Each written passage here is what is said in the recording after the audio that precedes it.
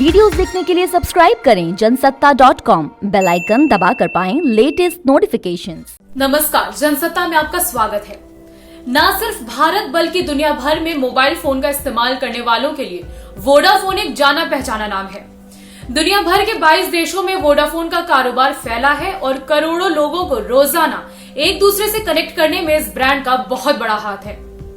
मगर आज अब टेलीकम्युनिकेशंस क्षेत्र का ये ग्लोबल ब्रांड इंडिया में खस्ताहाल हो चुका है, तो जाहिर है कि सबकी नजरें इसकी ओर तो जाएंगी ही।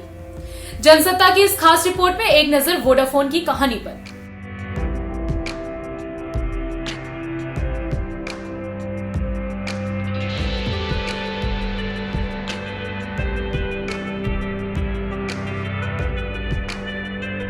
आज आम लोगों को एक दूसरे से जोड़ने वाला वोडाफोन कभी जंग के मैदान में सैनिकों को आपस में जोड़े रखने में काम करता था। हम बात कर रहे हैं वोडाफोन की mother company recall radio strategic limited की, जो ब्रिटेन में सैन्य रेडियो कम्युनिकेशन क्षेत्र की एक अग्रणी कंपनी मानी जाती है।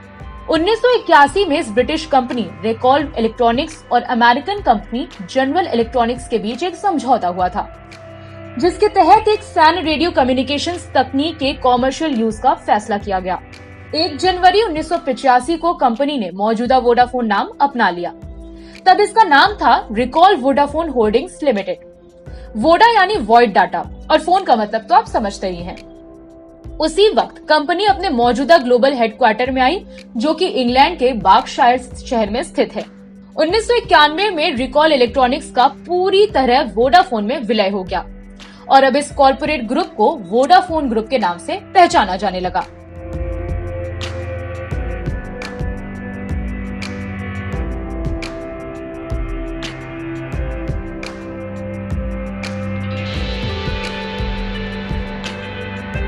दो 2005 में वोडाफोन ने भारत में उस दौर की top telecom company Bharti Airtel में 10% की हिस्सेदारी खरीदी और भारत की सरजमी पर बिजनेस शुरू कर दिया।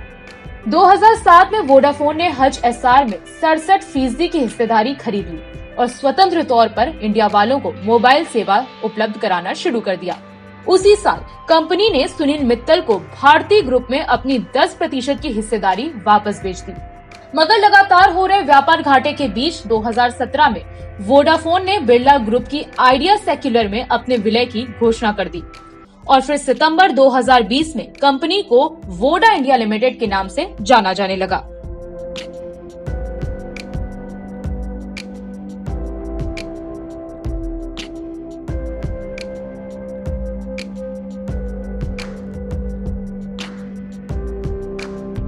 आइडिया से मर्जर और नए नाम ने भी वोडाफोन की हालत को बेहतर नहीं बनाया।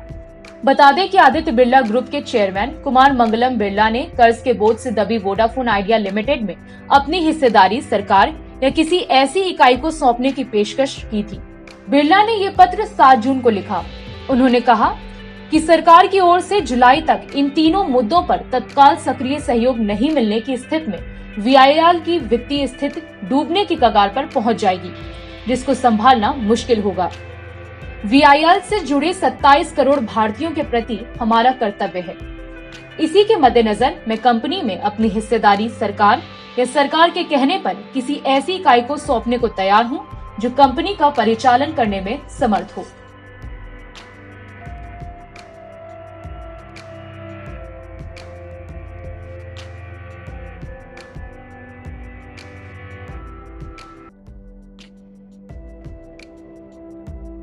वोडाफोन आइडिया पर वर्तमान में 1.8 लाख करोड़ रुपए का कर्ज है और मार्च तिमाही के दौरान 7,000 करोड़ रुपए के नुकसान के साथ वित्तीय मुश्किलें बढ़ गई हैं। आईसीआईसीआई सिक्योरिटीज के मुताबिक वोडाफोन पर 1.8 लाख करोड़ रुपए का कर्ज है। देनदारियों का भुगतान जल्द ही आ रहा है, जबकि फंड की उपलब्धता एक चुनौती बनी हुई है। वोडाफोन आइडिया पर बैंकों का 23,000 करोड़ रुपए है। एजीआर बकाया 61,000 करोड़ रुपए और 96,03,000 करोड़ रुपए डिफर्ड स्पेक्ट्रम पेमेंट्स है। इस तरह कुल 1.8 लाख करोड़ रुपए का बकाया है। इसके अलावा कई हजार करोड़ की बैंक गारंटी और स्पेक्ट्रम व एजीआर बकाया और बैंक लोन के ब्याज भुगतान बकाया है।